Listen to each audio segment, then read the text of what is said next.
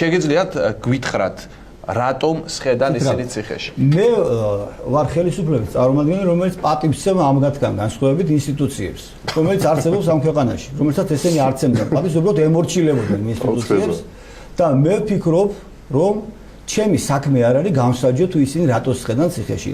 მაგრამ თქვით რომ ისინი უნდა ისხდნენ საბატონო ადგილში რადგან სხედან, ესე იგი ამისთვის არსებობს არგუმენტირებული საფუძველი, რომელსაც პროკურატურა ბრალის სახით უყენესმოთ და სასამართლო ამ ბრალს იზიარებს. აი ეს არის ძალიან მოკლე პასუხი ამასთან დაკავშირებით და ეგ გამოჩნდება, ასე თქვათ, ვინ მტყუანია და ვინ მართალი დროთა განმავლობაში. ბოდიშ სანამ კითხოს დამისვა, უბრალოდ მოდი გავამარტივოთ, რაც ახლა ამ წელს მოვისმინეთ, ხო, ესე იგი ჩვენ ვართ ხალხი, რომელსაც არ გვაინტერესებს სიმართლე და უბრალოდ ემორჩილებით რაღაც გადაწყვეტილებას. ემორჩილებოდით, ეხლა ვეღარ ემორჩილებით, ეხლაც ემორჩილებით ისე, სხვათა შორის რა.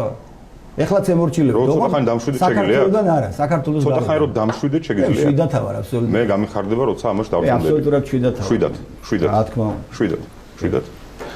დებით, ესე იგი ეს იყო ფრაზა, რომ ჩვენ ემორჩილები და ამ დროს იგივე ბატონი იძახის, რომ მან არ იცის, თუმცა ემორჩილება და ენდობა რომ როგორ შეიძლება პარლამენტის წევრი ბრძანდება. ვინ გითხრათ რომ ემორჩილებით ვეთქი? თქვენ ემორჩილებით ვეთქი და თქვენ არ იცით დეტალები, ხო? ამ წელს თქვენ არ იცით დეტალები, თუმცა ენდობით ბრმად. თქვენ თქვით ეხლა, ხო? თქვენ რა იცით? მე რა უნდა ვიცოთ, თქვენ თქვით ეხლა. რა ვთქვი მე? მე ვთქვი რომ სასამართლოს და პროკურატურის მიღებულ გადაწყვეტილებებს თქვენგან განსხვავებით.